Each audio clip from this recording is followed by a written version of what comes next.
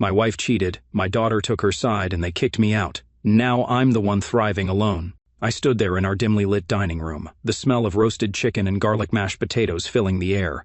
My heart pounded with a mix of hope and nerves. It was our 15th anniversary, and I'd spent the whole day planning this dinner to remind Clarissa how much we still had together, how much I still loved her despite everything. The kids, well, just Marley now, since she was the only one still at home, were supposed to be part of this too, a family moment.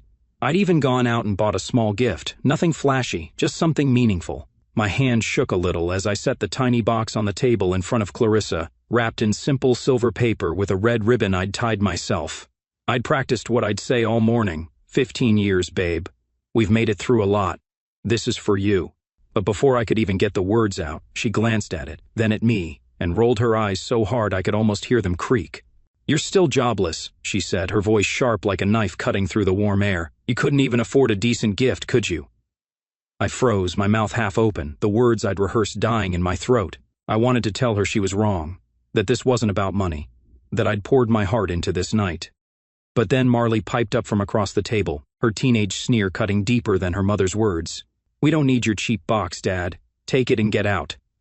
She didn't even look up from her phone, just flicked her fingers like I was some annoying fly buzzing around her perfect life. I stared at them both, my wife, my daughter, feeling like a stranger in my own home.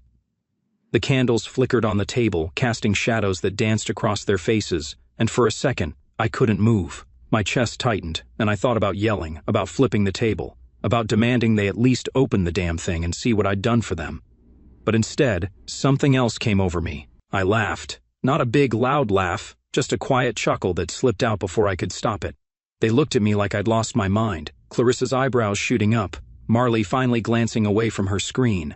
You sure about that? I asked, keeping my voice steady, almost playful. I leaned back in my chair, crossing my arms, watching them squirm just a little. They didn't know what was in that box. They didn't know what I'd been hiding, what I'd been building while they wrote me off. Clarissa shoved the box back toward me with the back of her hand, like it was trash, and stood up. Get out, she said, her tone flat and final. Marley nodded, smirking, like she'd won something. I grabbed the box, tucked it under my arm, and walked to the door without another word. The cool night air hit my face as I stepped outside, and I heard the lock click behind me. My car was parked in the driveway, the same beat-up sedan I'd been driving for years, and I slid into the driver's seat, the box resting on my lap. I didn't open it, I didn't need to. I knew what was inside, proof of everything they'd thrown away. I started the engine and pulled out, the streetlights blurring past me as I drove into the night. A week later, my phone started buzzing. Clarissa's name flashed on the screen, then Marley's over and over. Voicemails piled up, texts too, but I didn't answer. I just sat there in my borrowed room at Uncle Reuben's place, sipping coffee, staring at the little box on the table in front of me. They'd figure it out soon enough. They'd realize what they'd pushed away, and when they did, I'd be ready. Not with anger, not with tears, but with the quiet strength I'd been holding on to all along. I leaned back in the chair, letting the phone vibrate again, and smiled to myself. This wasn't the end, it was just the beginning. 10 years ago, life felt like a dream I didn't want to wake up from, and I can still see it so clearly when I close my eyes. I was standing in the kitchen of our old house, the one with the creaky floors and the big bay window, flipping pancakes while Marley giggled at the table, her little hands sticky with syrup. She was 6 then, all wide eyes and messy pigtails, begging me to make the pancakes into Mickey Mouse shapes. Daddy, make his ears bigger, she'd say, and I'd laugh, pouring extra batter just to see her smile. Clarissa would come in, still in her pajamas, her hair a wild mess from sleep, and she'd wrap her arms around me from behind, kissing my neck like we were still newlyweds. You're spoiling her, she'd tease, but her voice was warm, full of love. Back then, I was somebody, running my own engineering firm, small but growing, pulling in contracts that paid for that house, the vacations, the life we had. I'd built it all from scratch. Late night sketching designs, early mornings pitching to clients. And it felt good to see Clarissa proud of me, to hear Marley brag to her friends about her dad's cool job. I thought we were unbreakable, the three of us, a team against the world. But then the deal went bad. It was one big project, a bridge redesign for the city, and I'd sunk everything into it, every dollar, every hope. When the client pulled out at the last minute, claiming budget cuts, my firm took the hit. Creditors came knocking, bills piled up, and I had to let my team go, one by one, until it was just me in an empty office, staring at a phone that wouldn't ring. I sold the company for pennies, just enough to keep us afloat, but the damage was done. Clarissa's warmth faded first. She stopped hugging me in the mornings, stopped asking how my day was. "You need to figure this out," she'd say. Her voice clipped, like I was a problem she had to solve. I tried. I took freelance gigs, fixed cars on the side, even drove for one of those rideshare apps, but it was never enough. The house went into foreclosure, and we moved into a smaller place, a rental with thin walls and a leaky roof. Marley was 10 by then, and I noticed her pulling away too. She'd roll her eyes when I tried to read her stories at night, muttering, "I'm not a baby dad," and I'd laugh it off, thinking it was just growing up. But it wasn't. She started copying Clarissa, parroting her complaints. "Why can't we have nice things anymore?" I'd catch them whispering sometimes, glancing at me like I was the outsider. I kept hustling, picking up odd jobs, anything to put food on the table. But in their eyes, I wasn't the man I used to be. They didn't see the hours I spent trying to rebuild, the nights I stayed up worrying about how to make it right. They saw the fancy life I'd given them before, the big house, the trips to the coast, the clothes, and they loved that, not me. I'd come home from a long day, hands greasy from fixing someone's engine, and Clarissa wouldn't even look up from her phone. "You smell like oil," she'd say, wrinkling her nose, and Marley would giggle like it was a joke. I'd stand there in the doorway, feeling smaller every time, wondering where my family went. I tried talking to Clarissa once, late at night when Marley was asleep. "We can get through this," I said, reaching for her hand across the couch. She pulled away, her eyes cold. "You lost everything, Tom. What's there to get through?" That stung worse than anything, worse than losing the firm, because I realized she didn't believe in me anymore. Marley stopped asking for pancakes, stopped calling me daddy. She'd walk past me in the hall, earbuds in, like I was invisible. I kept going, though, scraping by, telling myself it had to get better, that they'd see I was still fighting for them. But deep down, I knew something had broken, something I couldn't fix with hard work or time. They didn't want the man I was now, just the life I'd lost. I couldn't shake the feeling that something was off, like an itch I couldn't scratch, and it had been gnawing at me for months. It started small, Clarissa coming home later than usual, her heels clicking on the floor past midnight. She'd say it was work, that her job at the marketing firm was demanding more hours, and I'd nod, trying to believe her. "Okay, just don't burn yourself out," I'd say, forcing a smile, but she'd barely look at me, muttering something about deadlines before disappearing into the bedroom. I wanted to trust her, God I did, but the signs kept piling up, little things that didn't add up. Her perfume lingered stronger some nights, a sharp floral scent that wasn't the one I'd bought her years ago for Christmas. She'd brush it off if I asked, saying it was a sample from a client, but it stuck with me, that smell, like a stranger had walked through our house. Then there was Marley, my little girl who wasn't so little anymore. 16 now, and acting like I was some kind of burden. She'd always been close to her mom, but lately she'd gotten worse, rolling her eyes every time I opened my mouth, muttering under her breath when I asked how school was. "You wouldn't get it, Dad," she'd say, her voice dripping with that teenage attitude, but it felt personal, sharper than it used to be. I'd catch her on her phone, texting nonstop, her fingers flying over the screen, and if I walked into the room, she'd tilt it away, whispering into it like I was the enemy. It made my stomach twist, wondering what they were saying about me behind my back. I tried to ignore it, told myself I was paranoid, that losing the company had messed with my head. But then I saw it, the message that cracked everything wide open. It was a Sunday afternoon, and Clarissa had left her laptop open on the kitchen counter while she ran to the store. I wasn't snooping, I swear, just grabbing a glass of water, but the screen lit up with a ping, and there it was, bold as day, "Dinner at our place next time. Can't wait to see you again." Signed, Gregory, her boss. My heart stopped, then started pounding so hard I thought it'd bust out of my chest. I stood there, staring at those words, my hand shaking around the glass. Gregory, tall, slick, always in those tailored suits, the guy who'd show up at company parties with a grin that made me feel small even when I was still on top. I'd met him a few times, shaking his hand, watched him charm the room while I stood there with my cheap beer.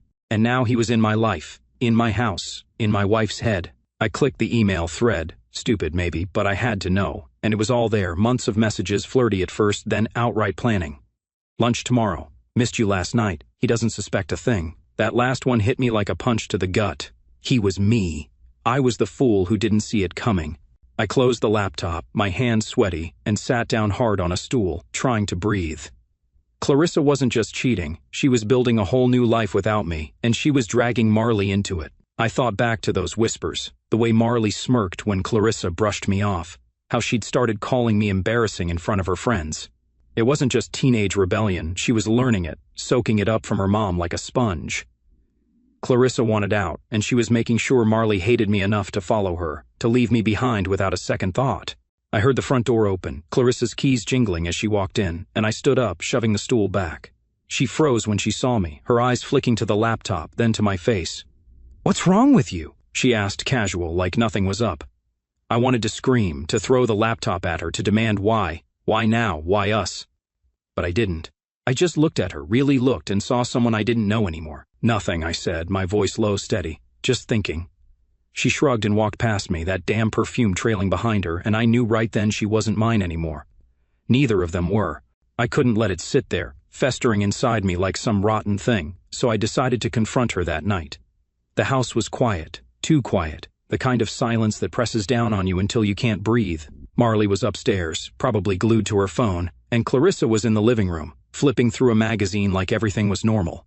I stood in the doorway, watching her for a second, her perfect hair, her manicured nails, the way she sat like she owned the world, and I felt this mix of anger and sadness boiling up. I'd seen the emails. I knew about Gregory, and I couldn't pretend anymore. "We need to talk," I said, my voice rougher than I meant it to be. She didn't even look up at first, just turned a page and sighed, like I was interrupting her. "What now, Tom?" she said, finally glancing at me, her eyes cold and impatient. I took a step closer, my hands clenched at my sides, trying to keep calm. "I know about Gregory," I said, straight out, no dancing around it. "I saw the messages. You're not even trying to hide it anymore, are you?" For a second she froze, her fingers hovering over the magazine, and I thought maybe she'd deny it, maybe she'd cry or apologize. But then she laughed, sharp and mean, like I'd told her a bad joke. "Oh, you finally figured it out," she said, tossing the magazine onto the coffee table and leaning back on the couch. "Took you long enough." I stood there, stunned, my mouth dry, waiting for something, anything to make sense. "So that's it?" I asked, my voice shaking now. "You're just done with me? With us?" She smirked, crossing her arms, and it was like looking at a stranger wearing my wife's face. "You think I want to spend my life with a has-been," she said, every word slicing into me. "Greg takes care of me. He respects me. He's got a future, something you haven't had in years." I wanted to yell, to tell her I'd been trying, that I'd never stopped fighting for us. But then Marley's footsteps thudded down the stairs, and she stopped at the bottom, staring at us, her hair tied back, her face blank. She didn't say a word, just stood there, watching. I looked at her, my little girl, hoping she'd say something, anything, to show she still cared, but she didn't. She just crossed her arms, like her mom, silent, picking her side without even opening her mouth. Clarissa kept going, like Marley being there made her bolder. "This is his house now," she said, nodding toward the walls I'd painted, the furniture I'd hauled in when we moved here. "Greg's moving in soon. If you want to stay, you better start contributing something useful. Rent, maybe, since you can't do much else." My head spun, and I felt sick, like the floor was dropping out from under me. His house?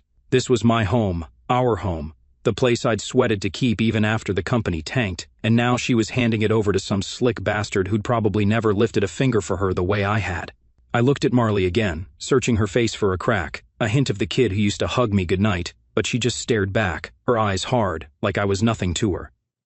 "You agree with this?" I asked her, my voice breaking a little. She shrugged, barely moving her shoulders, and muttered, "Whatever Mom says." That was it, the knife twisting deeper. They'd teamed up, decided I was disposable, a dead weight they could cut loose. I could have fought, could have screamed that I'd built this life for them, that I'd loved them through every failure, every late bill, every cold night. But standing there, with Clarissa smirking and Marley looking through me, I saw the truth. They didn't care. They hadn't for a long time. I took a deep breath, forcing my hands to unclench, and something shifted inside me. Anger turned cold, sharp, like a tool I could use. "Fine," I said, my voice steady now, low and quiet. Clarissa raised an eyebrow, waiting for me to beg or break, but I didn't. I just nodded, slow and deliberate. "You want me gone? I'm gone, but you're going to regret this." She laughed again, waving me off like I was a kid making empty threats, but I wasn't. I turned and walked out of the room, my footsteps heavy on the hardwood, and I didn't look back. Upstairs, I grabbed a duffel bag, stuffed it with some clothes, my toothbrush, a few things I couldn't leave behind the whole time. I kept thinking, not about losing them, but about what I'd do next. They thought I was finished, a washed-up nobody with nothing left. They were wrong. I'd been down before and I'd climbed back up. This time, I'd do it smarter, quieter, and when they realized what they'd thrown away, I'd be the one laughing. I sat on the edge of the lumpy guest bed at Uncle Reuben's place, the little box from the anniversary dinner resting in my hands, and I let my mind drift back to something Clarissa never knew about, something nobody did.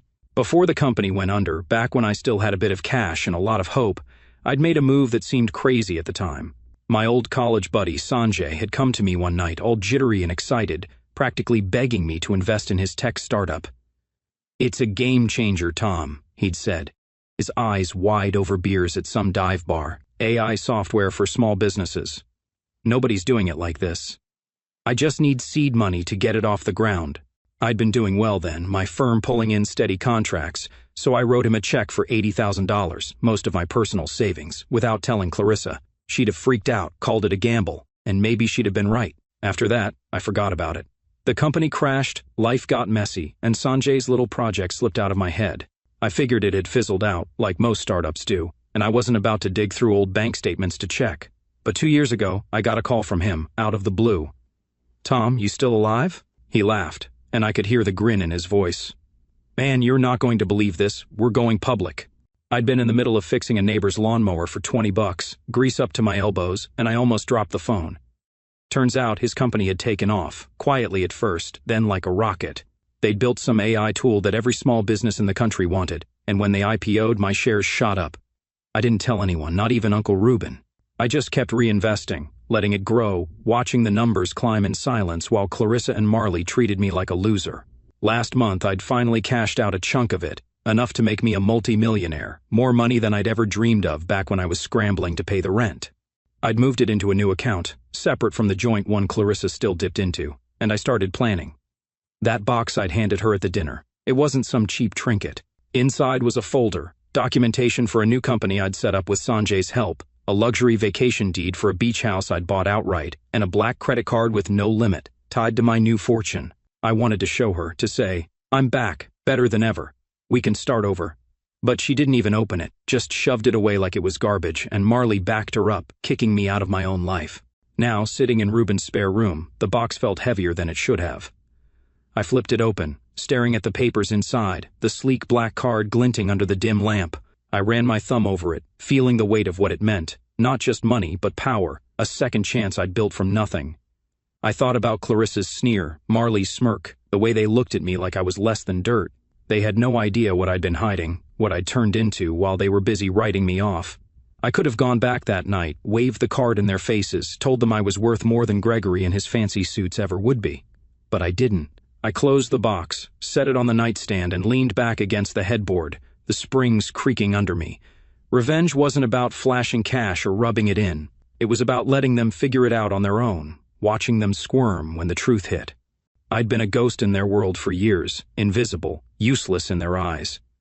Now I was something else, a man with a plan, a man they'd underestimated. I pictured Clarissa's face when the bills started bouncing, when Gregory's promises fell apart, when Marley realized her perfect little life wasn't so perfect anymore. I didn't need to yell or fight, I just needed to wait. I got up, walked to the window, and looked out at the quiet street, the moon hanging low over the trees. My hands weren't shaking anymore. My chest didn't feel tight. For the first time in years, I felt steady, like I was standing on solid ground again.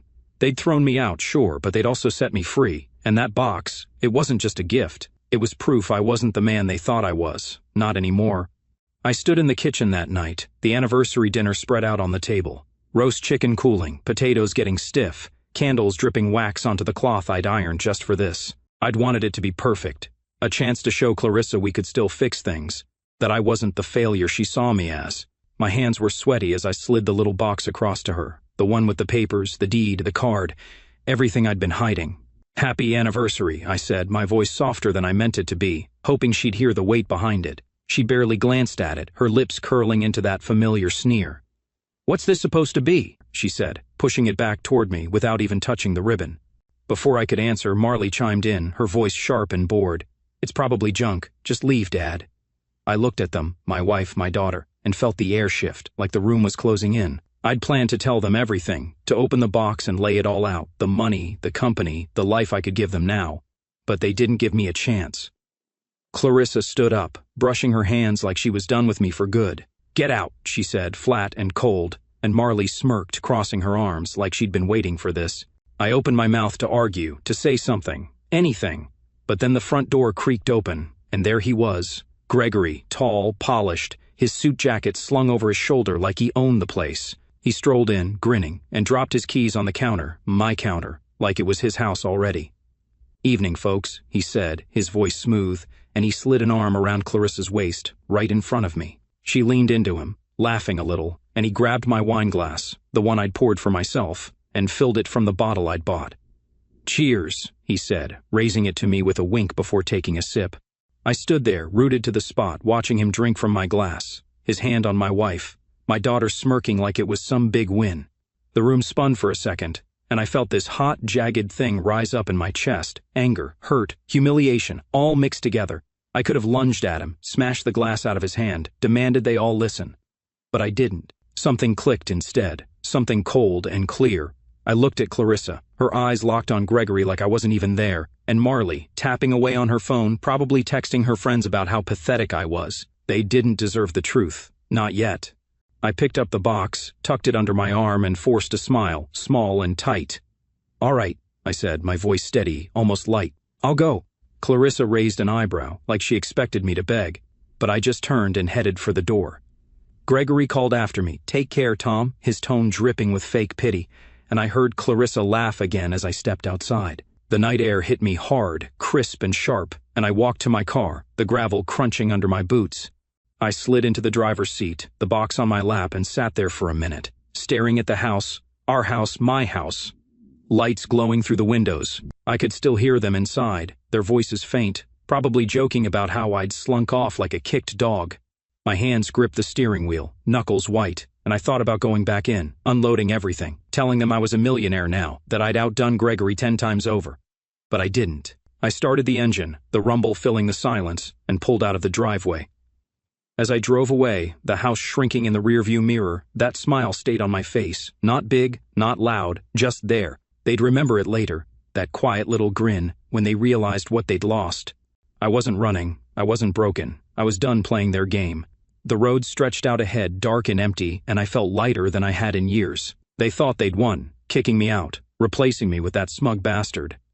But they didn't know what I had in that box, what I'd been building while they laughed. I turned up the radio, some old rock song buzzing through the speakers, and let the miles roll by. Uncle Reuben's place wasn't far, and I'd crash there tonight, figure out the rest tomorrow. For now, I just drove, the weight of the box a reminder, not of failure, but of power. They'd changed everything that night, sure, but not the way they thought.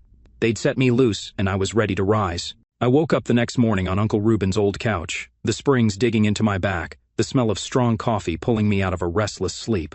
My duffel bag sat in the corner, the little box perched on top like a silent promise, and I could still hear Clarissa's voice from last night. "Get out," echoing in my head. Reuben shuffled in, his gray hair sticking up, a mug in each hand. "Told you she was poison," he said, gruff as always, handing me the coffee. I took it, the heat seeping into my palms, and nodded. "Yeah, you did," I said, my voice scratchy from the night. He didn't push, just sat across from me in his beat-up recliner, sipping his drink, letting me think. I'd crashed here after driving away from the house. The image of Gregory pouring wine into my glass burned into my brain. But sitting there, with the morning light creeping through the blinds, I didn't feel broken. I felt awake, really awake, for the first time in years. Reuben's place was small, cluttered with old tools and fishing gear, but it was solid, a lifeline I could grab onto.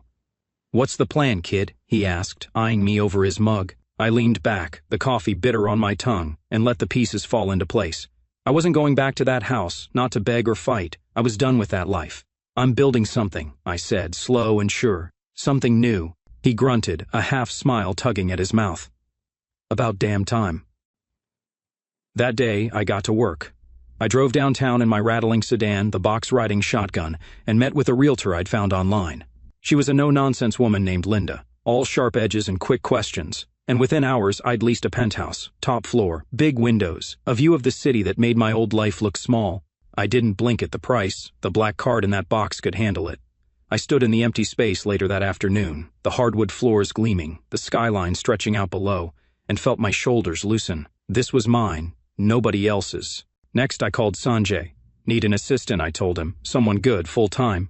He laughed, that same excited laugh from the bar all those years ago. "You're really doing this, huh? I'll send you someone tomorrow." By the next day, I had Tara, young, sharp, with a clipboard and a knack for keeping things moving. She didn't ask about my past, just nodded when I said I was starting a venture capital firm. "What's the name?" she asked, pen poised. I thought about it, staring out at the city. "Silverline Ventures," I said. "A new line, a new start." We set up shop fast. Laptops, a desk, a phone line, and I pulled more cash from my account, the one Clarissa didn't know about. I'd been funneling money there for months, ever since I sold those shares, and now it was time to use it. I started scouting startups, small outfits like Sanjay's had been, places with big ideas and no capital. I'd been on the other side once, begging for a chance, and now I could give it. Silverline Ventures wasn't just a name, it was me, back in the game, stronger than before. Clarissa and Marley didn't cross my mind much those first few days. I was too busy, too focused. Tara handled calls, I met with founders, and Ruben dropped by with takeout, grumbling about the traffic but grinning when he saw the penthouse. "Not bad, kid," he said, clapping me on the shoulder. I was building in silence, brick by brick, and it felt good, damn good, to be the one in control again. Then the letters started showing up. The first one came a week after the dinner, forwarded from the old address to Ruben's. Clarissa's handwriting, neat and slanted, on a plain envelope. I didn't open it, just tossed it on the kitchen table and kept moving. Another came 2 days later, then a third, each one thicker, like she was pouring more words into them. I didn't read those either. Marley sent one too, her messy scrawl a shock after all her silence, but I left it unopened with the rest. My phone buzzed sometimes, her number, then Marley's, but I let it go to voicemail. I didn't need to hear their voices yet. I knew what was coming. They'd figure it out soon, the money, the life I'd hidden, and they'd want back in, but I wasn't ready to let them. I stood on the penthouse balcony one night, the city lights twinkling below, a glass of whiskey in my hand. The air was cool, the world quiet except for the hum of traffic far off. I thought about that dinner. Gregory's smug face, Clarissa's laugh, Marley's smirk. They'd kicked me out, sure, but they'd also handed me this, a clean slate, a chance to rise without their weight dragging me down. I was back, stronger, richer, sharper, and when they came knocking, I'd be the one deciding who got in. I was sitting at my new desk in the penthouse, papers spread out, Tara typing away across the room, when I got the first hint it was starting to unravel for them. My phone buzzed. Not Clarissa or Marley this time, but the bank. I'd pulled my name off the joint account the night before the anniversary dinner. A quiet move I'd made after seeing Gregory waltz in like he owned the place. The banker's voice was calm, professional. "Just confirming, the mortgage payment bounced, sir. The account's overdrawn." I leaned back in my chair, a slow grin creeping across my face. "Not my problem anymore," I said. "I'm not on it." He paused, then said, "Understood," and hung up. I pictured Clarissa standing in the kitchen, staring at a declined card, her perfect little world cracking. She'd always handled the bills, dipping into that account like it was bottomless, never asking where the money came from. Well, it was my money keeping it afloat, and now it was gone. A few days later, I got a call from a guy I knew at the car dealership. "Hey Tom, just a heads up. Your wife's lease on that SUV, it's in your name, and she missed the payment. We're repossessing it tomorrow." I chuckled, sipping my coffee. "Go ahead," I said. "I'm not paying it." The car was hers in every way but the paperwork. Shiny, black, the kind of thing she loved showing off. I could see her now, fuming as they towed it away. Marley whining about how she'd get to school. It wasn't spite, not really. It was just me stepping back, letting them feel the weight of their choices. The calls started soon after. Clarissa first, her voice loud through the voicemail. "You better help us, Tom. This is your mess too." I didn't pick up, just let it play while I ate lunch. Ruben's leftover meatloaf, still better than anything she'd cooked lately. Then Marley, her tone sharp but shaky. "Dad, what's going on? Mom's freaking out. Call me back." I didn't. The house, the car, the bills, they'd built their life on me, and now the foundation was gone. I kept working, meeting with startups, signing checks with that black card while their world fell apart. Word got around fast. A buddy from the old neighborhood texted me, "Saw Gregory peel out of your driveway last night." Looked pissed. I wasn't surprised. Sanjay had done some digging for me. Turns out Gregory's successful life was a house of cards, bad investments, a failing side hustle he couldn't pay. He'd been leaning on Clarissa's stability, her house, her money, my money, to prop himself up. When the mortgage bounced and the car vanished, he bolted. I laughed out loud when I heard, imagining her face when he walked out, leaving her with nothing but her pride. Marley started posting online vague dramatic stuff like, "Everything's falling apart, and people suck." I saw it on my phone one night scrolling while Tara ordered takeout. The kid who'd smirked at me was crumbling, and part of me felt a pang. She was still my daughter, but it faded fast. She'd chosen her side. The calls changed after that. Clarissa's voice softened, desperate now. Please, Tom, just talk to me. We can figure this out. Then Marley, quieter, almost scared. Dad, I'm sorry. Can you call me? I let them stack up, a dozen voicemails I didn't answer. They'd kicked me out, laughed me off, and now they were drowning. One night, I was on the balcony, the city humming below, a beer in my hand, when the phone rang again. Clarissa. I stared at it, the screen glowing in the dark, and something made me pick up. Her voice came through, small and shaky. Tom, oh God, please don't hang up. I miss you. Can we meet? I let the silence stretch, listening to her breathe, picturing her in that house. Empty now. No car, no Gregory, no money. You threw away a diamond for costume jewelry, I said, my voice low, steady. She didn't say anything, just sniffled, and I hung up. That was it. No yelling, no begging, just the truth. I set the phone down, took a long sip of beer, and looked out at the lights. The fall had begun, and I didn't lift a finger to stop it. They'd made their bed, let them lie in it. I'd warned them at the dinner that quiet, you'll regret this, and now they did. The penthouse was warm behind me, Tara's laugh drifting out as she talked to someone on the phone, and I felt solid, rooted. They'd lost everything, the house, the life, and I'd lost nothing that mattered. I was free, and they were stuck, scrambling for scraps I wouldn't give. The phone stayed quiet after that, and I knew they'd gotten the message. I wasn't their lifeline anymore. I was pushing a cart through the supermarket, the fluorescent lights buzzing overhead when I saw her. Marley, standing by the discount bins, a bag of ramen noodles in her hand. It had been weeks since the last call, since I told Clarissa they'd thrown away a diamond, and I hadn't expected to run into either of them.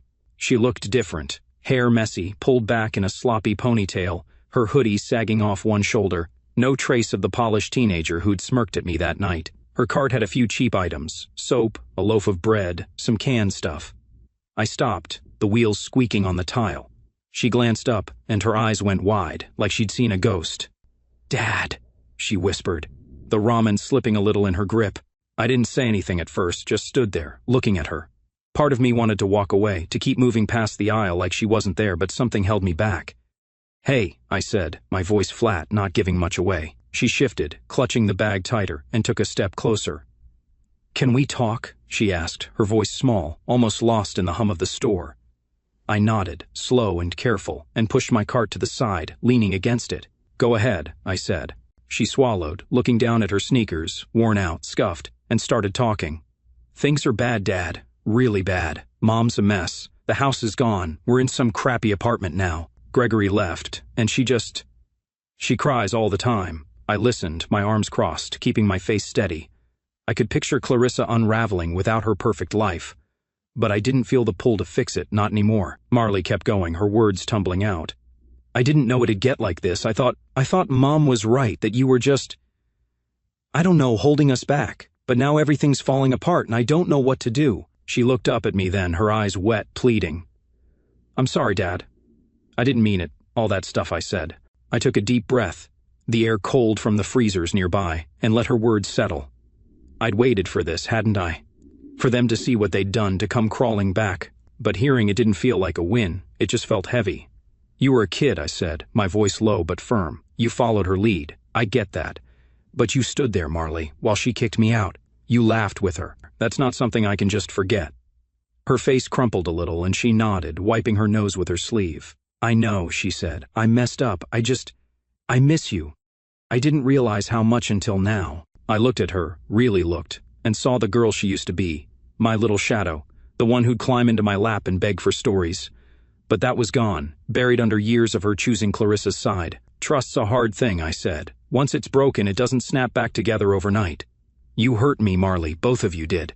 I'm not saying never, but I'm not ready to pretend it didn't happen. She nodded again, tears spilling now, and I felt that old ache in my chest, the one that came from loving her even when she turned away. Okay, she whispered. I just wanted you to know. I didn't hug her, didn't promise anything I couldn't yet. I just gave her a small nod and said, take care of yourself, before pushing my cart past her. The rest of the shopping felt mechanical, my hands grabbing cereal and milk while my mind churned. That night an email popped up from Clarissa. Tom, I was angry. I was stupid. Please, let's have coffee. I stared at it, the cursor blinking, and typed back, the man you insulted is gone. The man you need now doesn't exist for you. I hit send and closed the laptop. She didn't reply, and I didn't expect her to.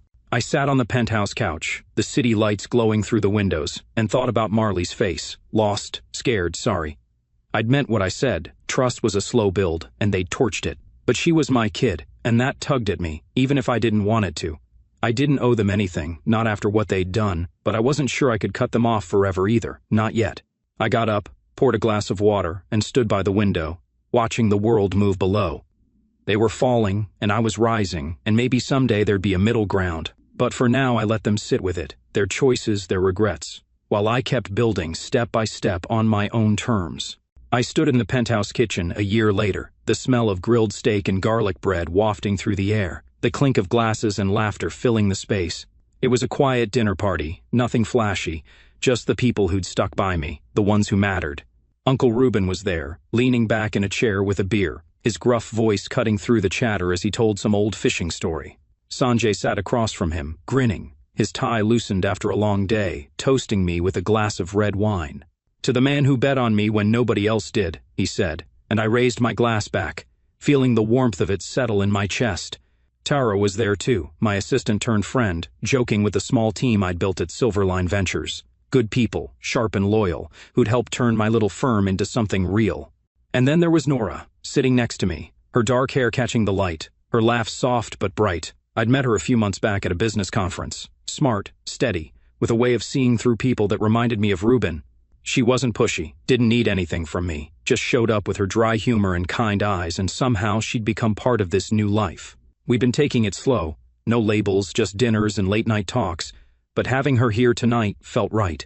The table was crowded with plates, steak, potatoes, a big salad Reuben insisted on making, and the city lights twinkled outside, framing us like a picture I never thought I'd have. I looked around, soaking it in, and realized Clarissa and Marley hadn't crossed my mind all night.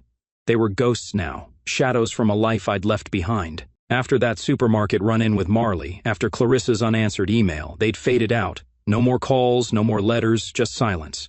I'd heard through the grapevine they'd moved somewhere cheaper, that Clarissa was working some entry-level job, that Marley was scraping by at community college. I didn't check, didn't dig. They weren't my story anymore. We finished eating, and I stepped onto the balcony, the cool air brushing my face, a glass of whiskey in my hand. Nora followed me out, leaning on the railing beside me, her shoulder close but not touching. "Nice night," she said, her voice easy, and I nodded, staring at the skyline. "Yeah, feels good." She didn't ask about the past, she never did, but I could tell she knew there was weight behind my quiet. Inside, Reuben's laugh boomed, Sanjay's voice rising over it, and I smiled to myself.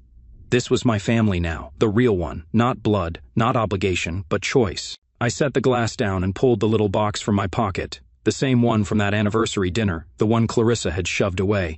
I'd kept it, not for them, but for me. I flipped it open, the papers still inside, the black card glinting, and I took out a pen from my jacket. On a scrap of paper I wrote, "To the man I used to be, thank you for surviving." I folded it, slipped it into the box, and closed the lid, feeling lighter than I had in years. Nora glanced over, curious but not prying.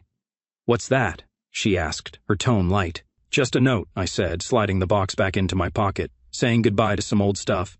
She nodded like she got it, and we stood there, the city humming below, the stars faint above.